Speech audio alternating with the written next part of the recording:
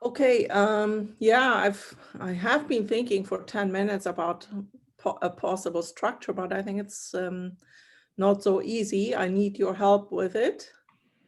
But naja, one thing that I've thought is that a structure would possibly be, let's say, if we think about that modeling should be useful for public health, that we think about, let's say, also what kind of things do policymakers need to know in different phases? So, for example, if there's a new pathogen coming up, decisions have to be different, I think, than if there's already something known and if there is already, let's say, a wider spread of a certain disease in the population.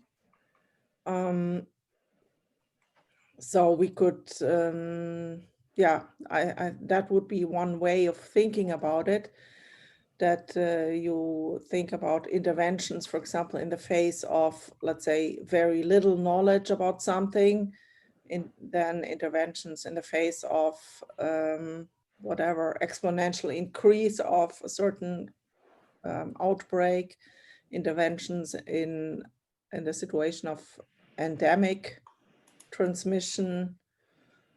Okay, but that's only one way. I mean, another way would be to think about the different aspects that we have discussed that play a role, like human behavior, information, contact patterns, these kind of things. I mean, that's of course, in a sense, easier because we know a lot about, well, we might not know a lot about it, but we have a lot to say about it, let's say it that way. But okay, I must say I haven't come up with a really convincing way of structuring this in the last 10 minutes. But I guess we have to either limit ourselves or explain what the limit is, because if you are interested in cholera, then you should close the contaminated water pump. And that has very little to do with our problems now with COVID. So effectively treating many diseases will imply that we have to say how much do we know exactly about each disease and its transmission.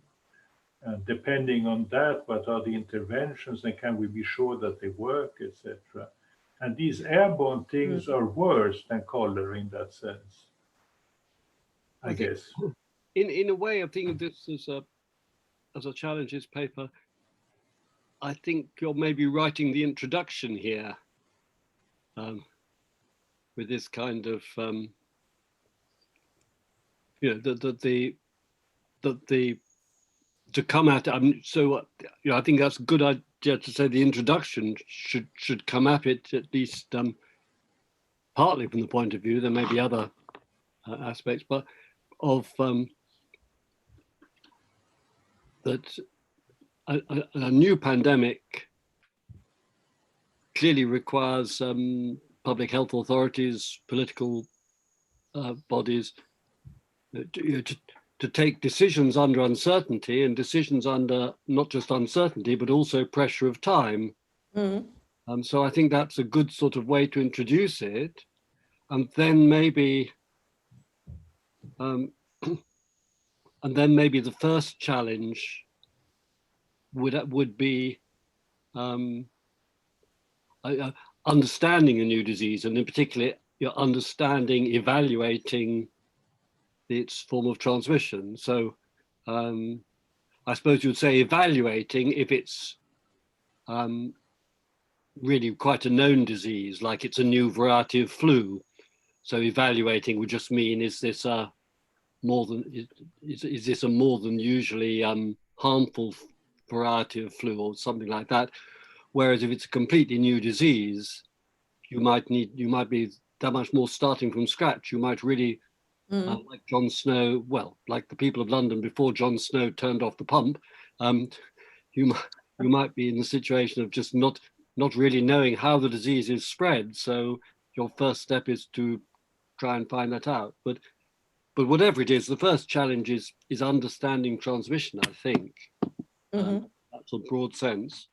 And then one can go on to that to modeling, where I think we suggested quite a lot of modeling challenges. And I'm not sure I could summarize them even easily. Well, I mean, understanding transmission, of course, in, let's say, the first instance, that's a task for biologists and epidemiologists who kind of find out what's going on. But as we saw with COVID-19, also modeling has been very important in the beginning phase of the outbreak to try to bring these things together into a kind of framework so that it can tell us, yeah, how is this going to go on and how dangerous is it? You like to make these first assessments of what does this transmission or this cluster mean for the rest of the society.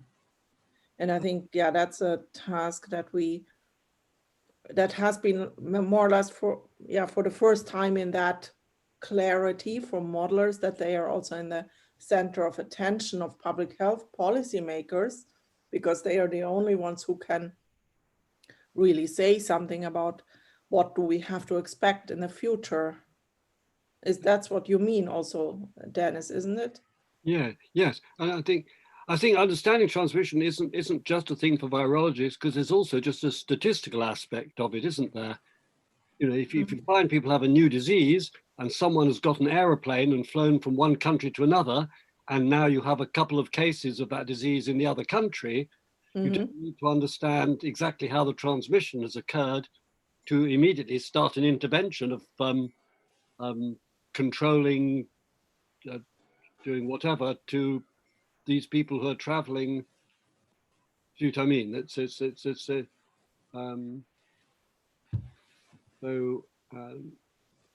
And the question that Gianpaolo mentioned with cholera, that's more or less a question that you have, let's say, when there is really already a kind of endemic situation. So you have a disease that has been around for a long time, and you have some intervention options, and you want to evaluate what is the most effective one, and maybe what are the costs and stuff like that. So more the, let's say, standard type of modeling cost effectiveness analysis. But more than the endemic situation, it's a question of knowing the disease.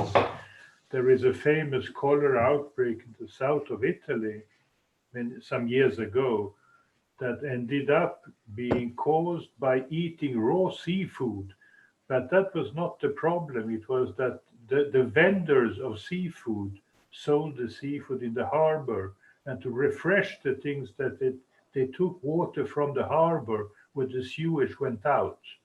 So at the end, it was understood how this chain worked through eating raw seafood. But that's because people know that you must have this orophacal contact in some way. The question was how, and then they just, well.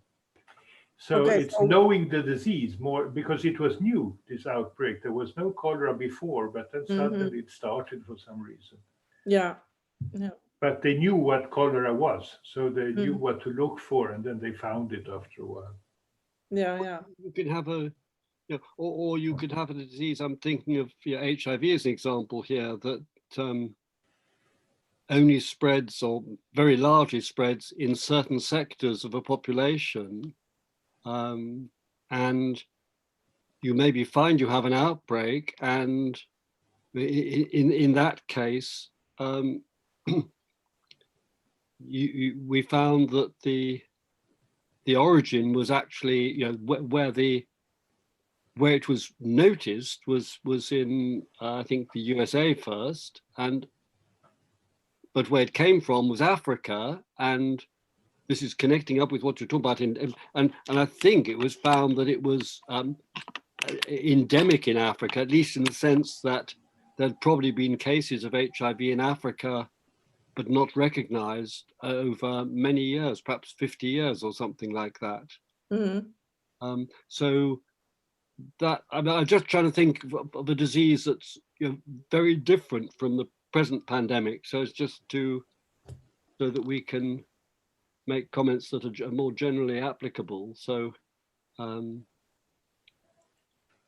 Well, a lot has Yeah, to do I mean, with this Christopher Fraser diagram, what can travel around the world and what cannot. I mean, I guess that we were a little bit afraid of Ebola, but not too much because it only catches after symptoms in a way. And people with symptoms were not likely to travel around the world with Ebola. So it remained confined in a way in Africa, and but it was seen for a while as a global threat. And the same thing with SARS.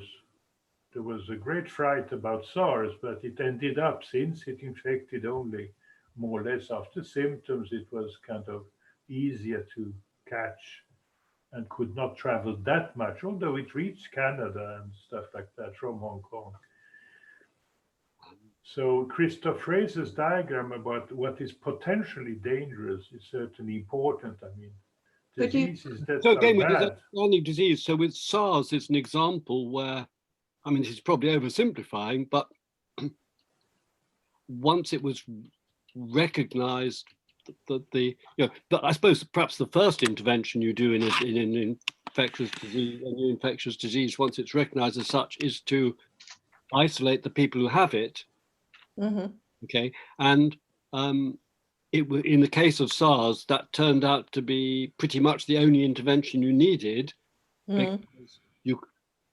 because people were only infectious when they already had symptoms. You could get the people with symptoms and isolate them, and that was all you. Well, I mean, that was all you needed to do. So,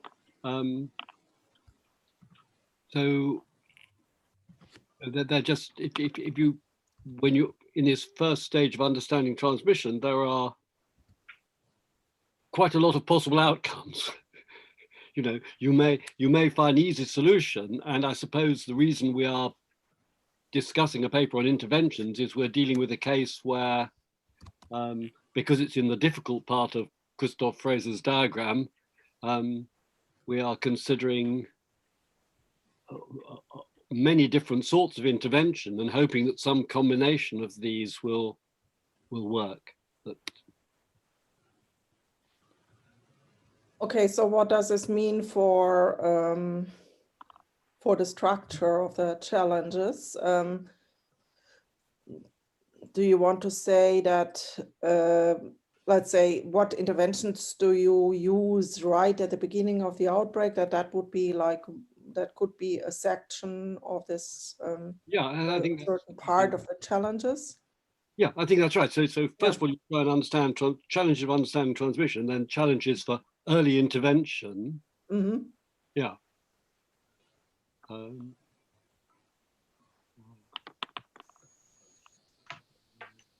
I mean, in a sense, in HIV, we had the same, let's say, kind of dynamics, only spread out over a much longer time period. Because there was also, let's say, in the 1980s, there was a lot of discussion, what are good interventions? I mean, there was no treatment yet. And the question was, what does work and what are the contact patterns? Like that was the time when they first did surveys on sexual behavior and stuff like that, to find out how does it actually spread in the population. So it's very similar in that sense to COVID-19. And then, let's say, with every intervention that we got, again, a new set of questions appeared for intervention. And that's what we see here as well now, that like in the beginning you had only, let's say, isolation, diagnosis and isolation of cases, and then Yes, but to be a little bit logical, then we have the start is knowledge about the disease inspires hypotheses about interventions, right?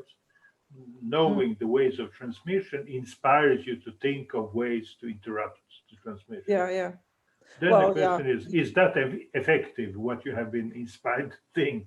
And I would start with saying that then being able to, well, you imagine interventions, you might do them, you might model in between, but you don't know the parameters of modeling until you measure the effect. So measuring the effect of interventions is one important chapter, because you must compare that with modeling, or you must measure parameters in your modeling that have to do with intervention. Yeah. So there's a lot of measuring needed, both before and after the modeling, to see if you have Yeah, so that's understood. a contribution also that you can make with modeling. That's, for example, something we see now with contact tracing, that yeah, the people who have to evaluate the measures, they are looking at the modeling papers to see which parameters do we actually have to measure to evaluate the impact of contact tracing on the epidemic. So that's an important contribution that modeling can make. But of course, you can also measure the effect of interventions without any model, just clarifying how should you measure the effect but of then intervention. you might not know what you should actually measure, because sometimes it's really I mean, it's difficult to measure, let's say, how much does a certain intervention contribute to reduction of case numbers. I mean, because especially in a situation where you have many measures simultaneously, you don't know what the contribution of one is. And then you basically have to measure other things to, like, key parameters of which you know that they might have an impact on this But intervention. it's certainly a field of reflection, what you would have to measure to just say how big the contributions are. Or must you have a model in between, or can you do it by statistical means? Okay, yeah, I don't know. Statistics always has some model Yeah. underneath, but you have in difference between, Well, say, I mean, in a mechanistic sense, models. yeah, in a sense, you then also have, let's say, some kind of model in your mind, because you need to think about how does this intervention work? What are the, let's say, what are the main parameters, and how does it influence transmission? Otherwise, you don't know what to measure. So it doesn't maybe need to be a mathematical model explicitly, but then it. But I mean, we noticed that almost complete lockdown works in the sense that after 2 or 3 weeks, the incidence of everything went down in Italy. Okay, but so we measured that yeah. in some sense, and people try to measure it by saying RT is now 0.9 and stuff like that. But yeah. Is that how we? Because we have global measuring, and then, as you say, subdivision of the effect into contributions. Several things are going on. Yeah, okay. I mean, RT, sure, it is very useful, but it doesn't, let's say, it doesn't give us any understanding of what's going on. I mean, we see that RT is decreasing, or is maybe lower than 1 if there is a lockdown, but it doesn't tell us, let's say, how effective certain interventions are. No, not especially, since most methods of measuring RT just say that the thing has gone down. So I mean, in the sense anyway. of interventions, we can say, okay, there are, let's say, parameters that can be monitored during an epidemic, like RT. So that's another, let's say, maybe section. What are parameters that should be monitored during the outbreak in real time? So something like real-time monitoring. But I guess that the question about measuring the contributions or attributable benefit in this case, not attributable risk, but measuring that is what is most important for all the decision makers, because they then make economic evaluation. How much does it cost to close the restaurants, or what does it cost to close the schools, or etc., etc. So this contribution of various measures would be important to measure that some methods must be found to estimate the contributions, because otherwise we'll always have these packages of almost closing down everything, then you try to relax things, and if it works 3 weeks later, you say that was okay. Otherwise, you say we have to reclose them, and it's not, well, it can be done that way, but it's not very logical in a way.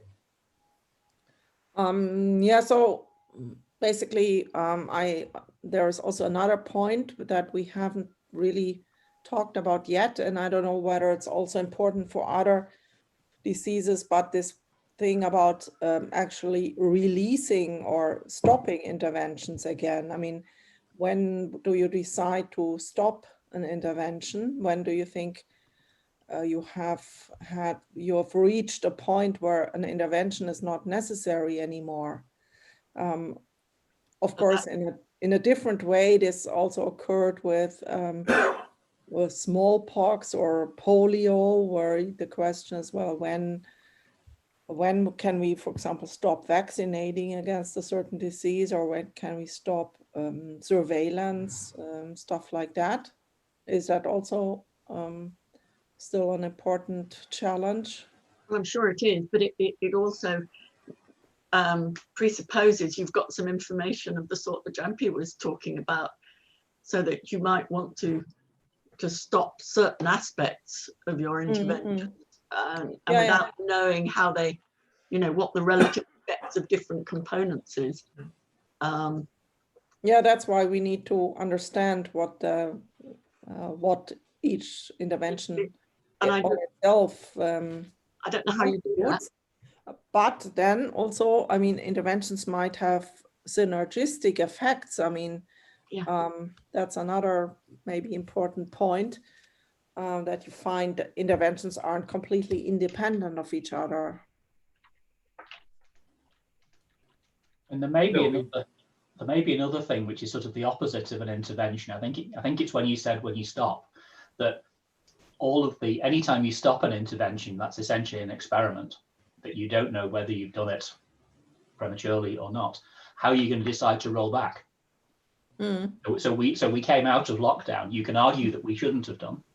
Yeah. And to go back to our early discussion about narrative, it wasn't people treated coming out of lockdown as a binary event. We are now out of lockdown, happy days. Whereas as an experiment, we'll come out of lockdown and then we're going to scamper back in if things kick off. And that never got. I think it was implicit for all of us who knew what was going on, but perhaps not so for the general public. Yeah. That was also what Ferguson's paper, in a sense, contained, right?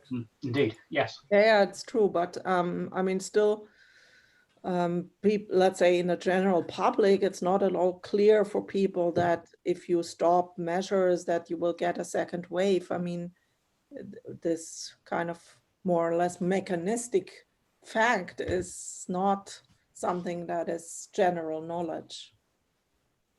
We should distinguish here also between different countries. Example of smallpox is also about you release your measures as soon as it's completely eradicated. That is a situation. That's something different. Sure, I agree. And New Zealand, Taiwan, Australia are in that kind of situation. Perhaps Iceland as well.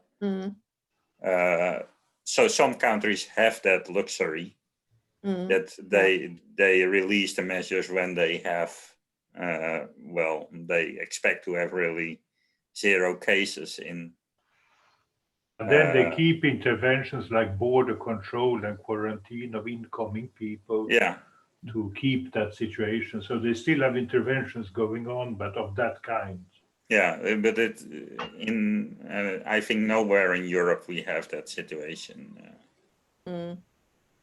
Perhaps in northern Lapland or so, but. But that reminds me of another, let's say, distinction that we haven't really mentioned yet, So, for example, smallpox was basically eradicated at the end through ring vaccination, because if somewhere a case popped up, then there was vaccination around this case. So it was very much localized interventions in contrast to just a global vaccination of everybody. And that's also a distinction that's, I think, important, but let's say, between more localized or individual-based interventions. Also contact tracing you can see as something like that. So if there is a case, you just try to find the cases around that and try to isolate them. And that could be very effective in some situations, but not in others. Yeah. While in others, you should more have this kind of blanketing approach that everybody is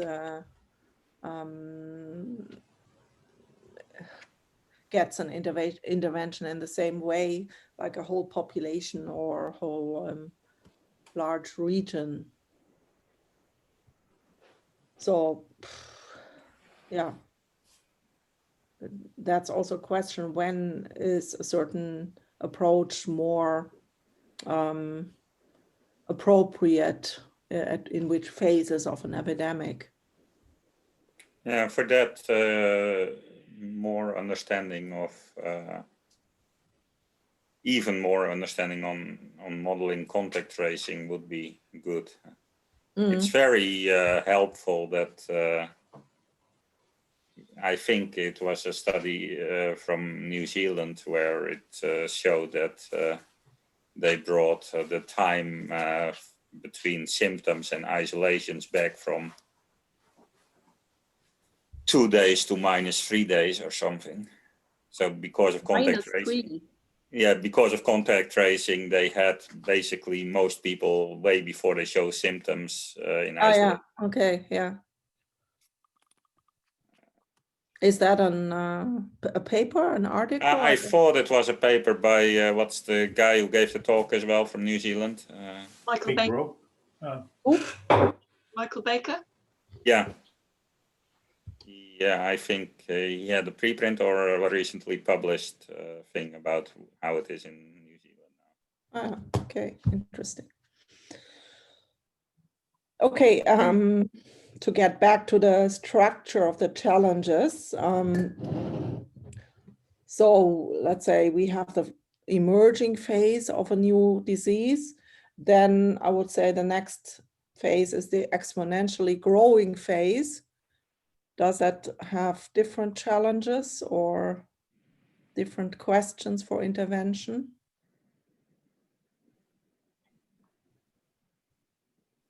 Or monitoring? Well, as monitoring has, in the sense that I think that in the beginning, a lot of people and also a lot of politicians missed what we would think as natural, namely taking the delay of discovering cases into account compared to the growth of infection. And the same thing when the thing was going down. I remember in Italy, every day when lockdown started in March, every day in the newspapers and the other media, people said, we are waiting for the peak. When will the peak come? And then it went on like that until 3 weeks later, the peak in deaths was found, and then it started to go down.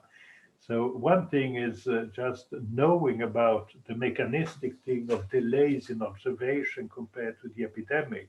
And that, of course, depends on incubation times and this and that. And depending on what you observe, deaths or symptoms, but that's an important aspect. So one should know about these things, estimate them as quickly as possible, which means acting much before people acted in many countries. That as soon as you see 100 cases and you fear that you are delayed in observing, then you should lock down in theory. They're waiting for 5,000 cases or something. Well, it's the same a bit, or it has been a bit the same here with the second increase, that people are saying, oh, well, but we haven't got the deaths. Allowing for the fact that you need to allow 3 weeks or more in the data before you're going to start seeing deaths increase. Yes. And it's just that those Yes. intervals, and the fact that a lot of the statistics are using data from, collected a week or two back inevitably. So got all sorts of component lags going on there. But that's a part of when you should intervene, in a sense, not so much on how you should intervene. Yeah. Okay, I wrote down the timing and delays. So timing of intervention and impact Delays in observing. delays and observing and reporting. I mean, it's a phenomenon that was very well studied also in HIV, the delays between diagnosis. Infection, AIDS cases, yes. Yeah. But then they were huge. Yeah, of course. That was really huge in the beginning.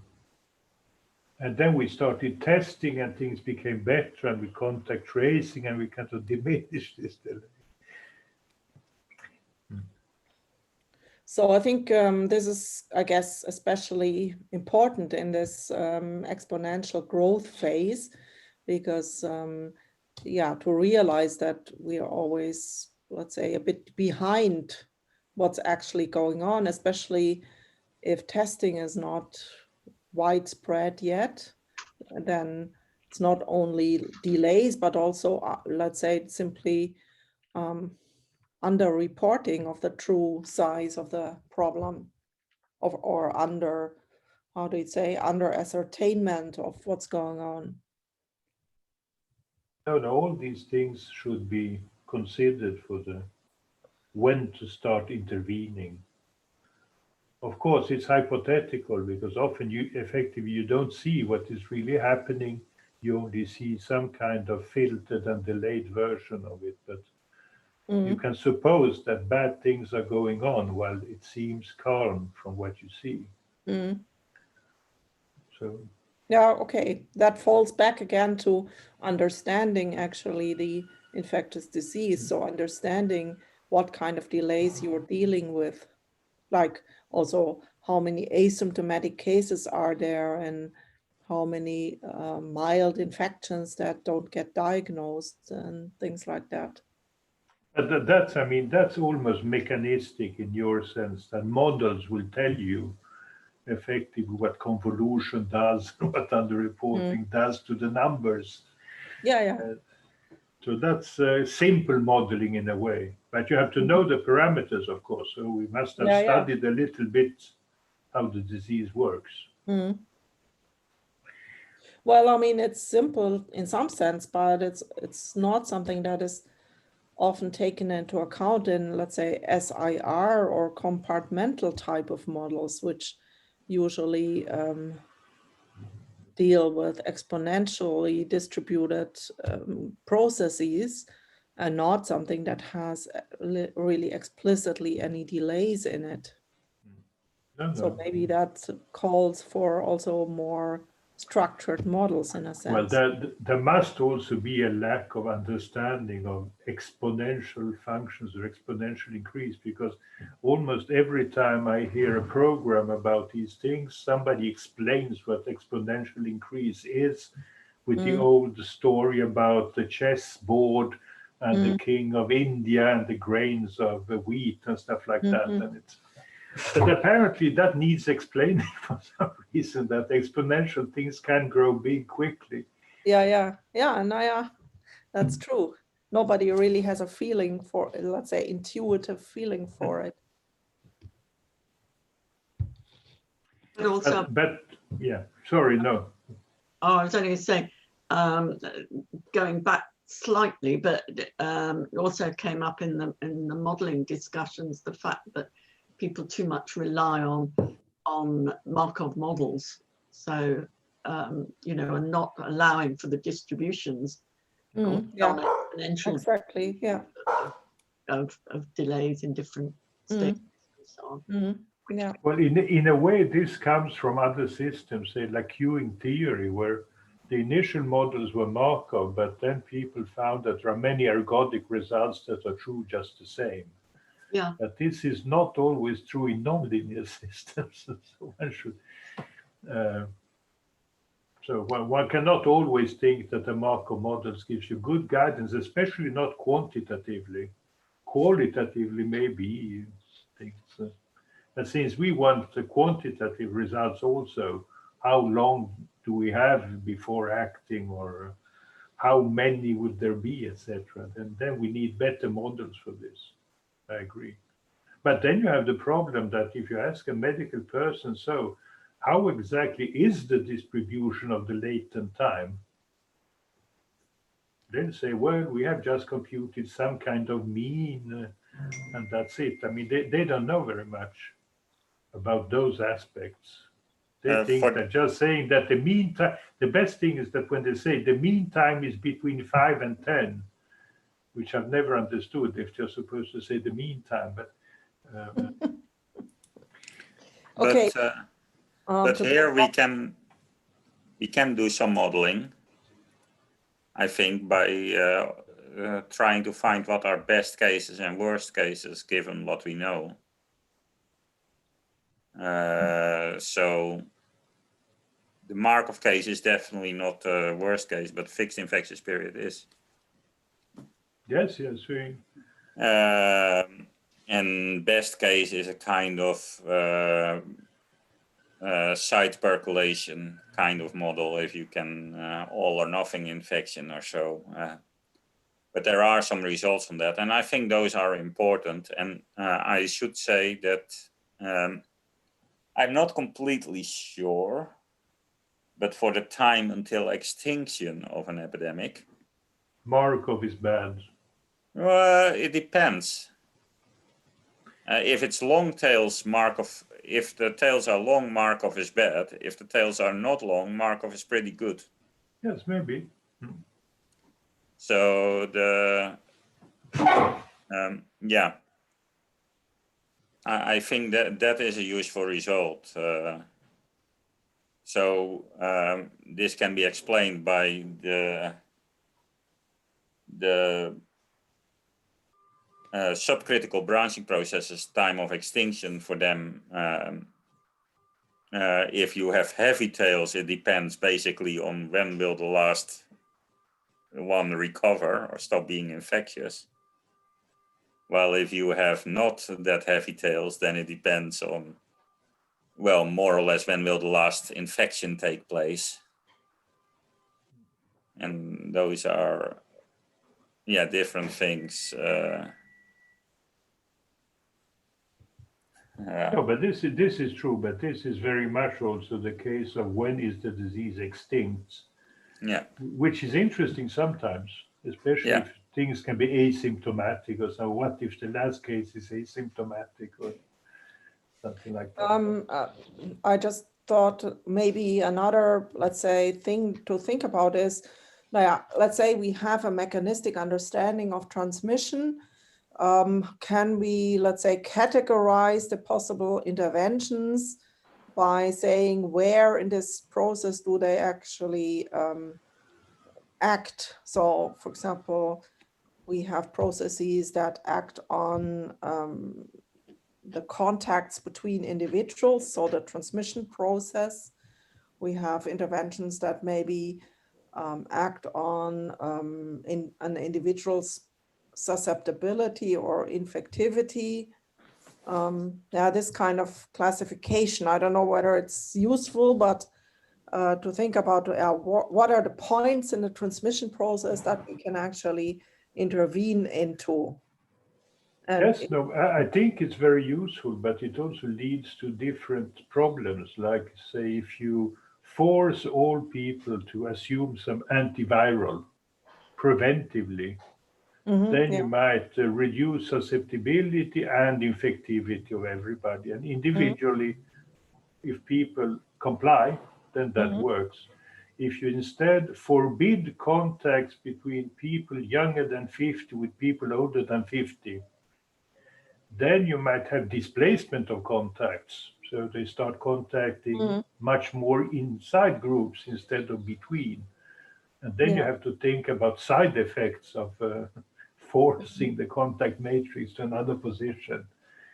Yeah. Okay, but I mean, So it depends on, but I agree that it's important to classify where do the intervention, on what do the interventions act. And it used to be part of the simple epidemiology books when R naught was beta times C times P.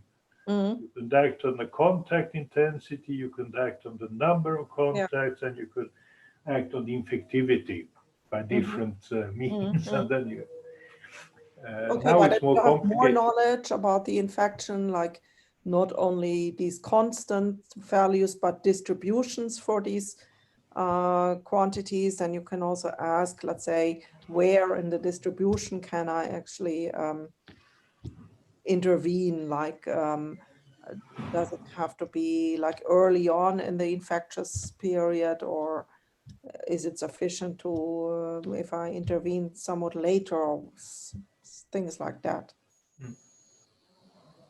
But I wonder, are there, let's say, could you say that all interventions can be characterized by this classification, that you say they either act on contacts or transmission probability or duration of the infectious period? Or are there interventions that don't fall into this simple classification?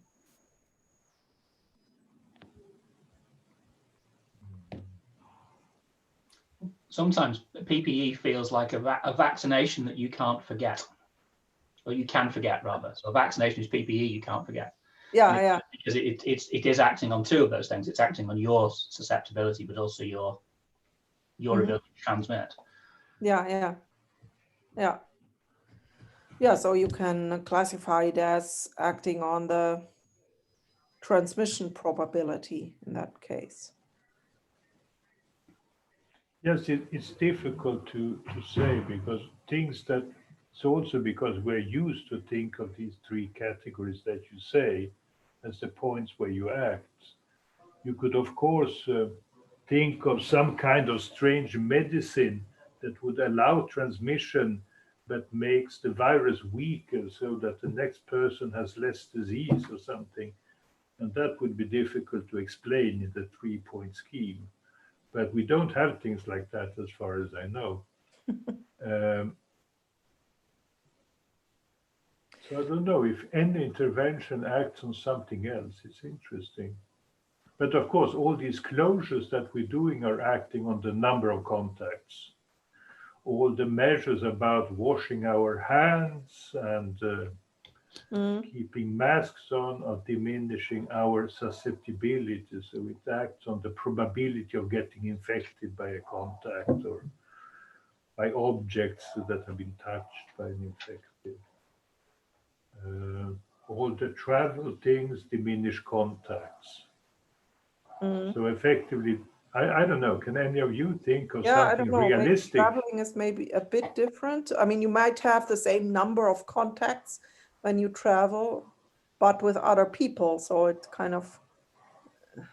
So maybe you should add a fourth dimension, which is spatial, or something distance, that it keeps your infections close to where you are, or it keeps your infections far away from where you are.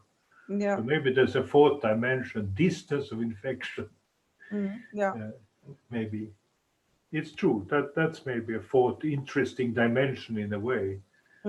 Yeah, that's true. If you prohibit people from traveling, then you would have another kind of epidemic. Maybe many small epidemics, but they will die out quicker than one big. And you don't have it in the SIR model because you assume homogeneous mixing. Yes, then you would have to do it in a multi-type model, abolishing everything that is off diagonal or something like that. It's more. Yes. I think it's more. It can be more extreme that you move from the branching process regime to the percolation regime, to say it broadly. So if you have if the compliance is not complete, yes, it might be percolation type. Because then you would have some attempts from one region to another. Yeah, but even if compliance is completed and the city is big enough, then you can go quite far by percolating through the population in a spatial way. Yes, Maybe of we course. should talk shortly, because time is almost running out, on how to proceed with this. What are then, I mean, Valerie and Dennis, are there any, let's say, usual next steps, or do we think of this ourselves? What is, do you have anything in mind about it? We're both waiting for the other one. I was only going to say that the next step that we've tried with other groups was to start, so have some discussions, and then there is a Slack channel devoted to this particular topic, which we're all members of, I think. And the idea was that people would start by just sort of posting up some challenges, so that we'd get, or posting up the results of this discussion, but you know, to somehow to capture the challenges and the structure, and begin to see, because for many of the discussions, there's quite a lot of overlap, or potential overlap, between different groups. It might be that things need to be moved around. So in an ideal world, the thought was that each of these groups would come up with a list of challenges, and then one might see how best to move them around and structure them.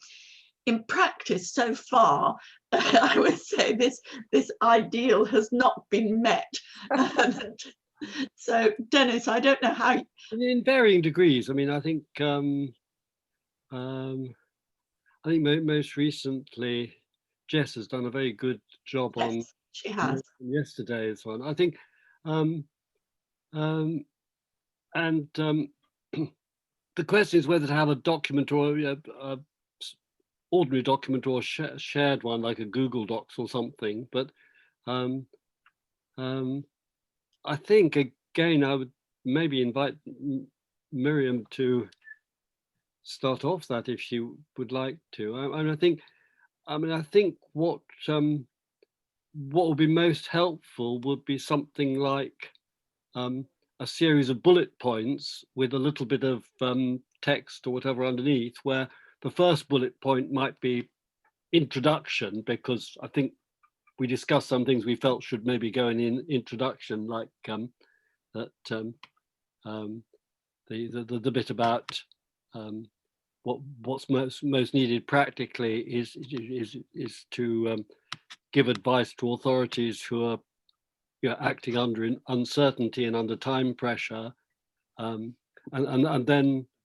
then bullet points relating to, they could be the title of if you think you've got a phrasing for it as a challenge, but otherwise just things like just half a dozen or so headings of the topics in some reasonably logical order, with some notes on the main points that were made. I think once one has a start like that, it's so much easier to improve on it. And even if you end up with a document which bears no resemblance to the one you started with, you need to begin the process somewhere. Okay, I mean, I think we mentioned a lot of different challenges, very, let's say, in different also scientific areas and areas of data collection and so on. So it's easy to write down a lot of bullet points. It's more difficult to get it into a certain structure. Yeah. Well, the suggested structure is to try and have, to try and focus it as things that can be stated to be challenges. I mean, obviously some challenges might be very specific, others might be more about an area, challenges of understanding transmission of a new disease or something like that, which would be a very vague title, but you could have that as a title, say, if that was appropriate to, and I think because if that helps to divide it up into bits, which when it comes to actual final writing can be the responsibility of one or two people. We can take a share in the ones that interest us most. And then when we have those, we can have a look at the overall structure and see if it makes sense. Okay. And did you like, is there any a specific journal that we have in mind for these papers? Well, an obvious option is to go back to epidemics and see if we could have a dedicated issue for them. But we're still at the stage where we will welcome alternative suggestions. There might be